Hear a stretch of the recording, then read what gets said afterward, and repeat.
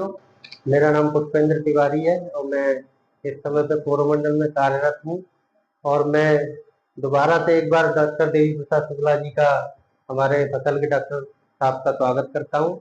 और आज हम जानेंगे, जैसे अभी हमारे किसान भाइयों की गेहूं की कटाई हो रही है, तो गेहूं की कटाई के बाद में जैसे 2-3 महीने का जो समय होता है, उसमें हम क्या यूटिलाइजेशन कर सकते हैं, क्या फसलें हम ले सकते हैं जिससे हमारी फसल की जमीन की उर्वरा शक्ति बढ़े।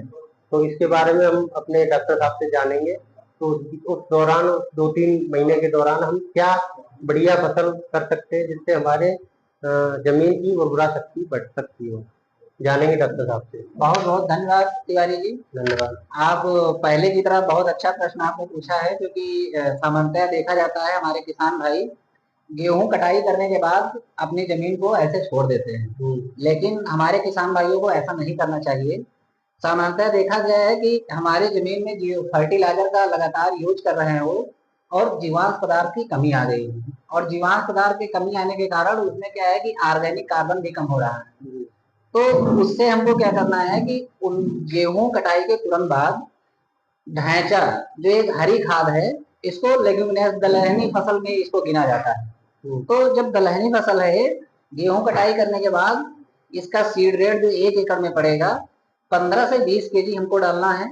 एक जर्नल से पलेवा करके, हल्की सिंचाई करके 15 से 20 किलो ढैंचा बुआई करके और रोटावेटर से उसकी जुताई हल्की सी कर देंगे। जिसके बाद में हम देखते हैं कि ये क्या करेगा कि टेम्परेचर ज्यादा हो, इसका प्रभाव उस पर नहीं पड़ता है। और 3 महीने में आपको 1 एकड़ में लगभग 10, कम से कम 10 टन आपको जीवांश पदार्थ मिल जाएंगे उसमें। 10 टन? हाँ, 10 टन आपको मिलेगा। और उसमें देखा जाता है जब 45 से 50 दिन का जब इसकी एज हो जाए बुआई करने के बाद, तो इसको हमको हैरो से कटवा देना है। हैरो से कटवाने के बाद तो उसमें क्या रहेगा, जीवांश पदार्थ हमको मिलेगा। इसमें जो माइक्रोब्स हमारे जमीन में नहीं है वो चीजें अच्छी मिलेंगी। मिट्टी में भुरभुरापन अच्छा रहेगा, और जो नमी मिट्टी में रहेगी लंबे समय तक बरकरार रहेगी। तो ये सब सारी चीजें इनकी खासियत है। और आप देखे होंगे जो साल्ट, लवण है, जैसे आर से जब पीएच ऊपर चला जाता है, तो उसमें क्या होता है कि सामान्यतः ये मिट्टी को सुधारता भी है।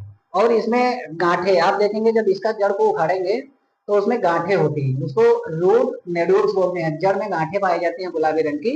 उससे क्या होता है कि हमारे वातावरण से नाइट्रोजन का फिक्सेशन भी करता है इसके द्वारा, और उसकी जड़ जो है बहुत गहराई तक जाती है। इससे हमारी मिट्टी अच्छी होगी। हम किसान भाइयों को यही एडवाइस देंगे कि आप गेहूं कटाई के तुरंत बाद आप इसका उपयोग करिए और अपनी मिट्टी के उर्वरा शक्ति को बनाइए अच्छे से। आप अपने उसमें जीवांश पदार्थ का भी अच्छा वो होगा, मिट्टी हमारी स्वस्थ रहेगी, तभी आप अच्छी फसल उगा पाएंगे। बहुत बहुत धन्यवाद डॉक्टर साहब, आपने जो है गेहूं की कटाई के बाद में जो किसान भाइयों को जानकारी दी है, और ऐसी उम्मीद करता हूं कि इस जानकारी से सभी किसान भाई फायदा उठाएंगे। बहुत बहुत धन्यवाद।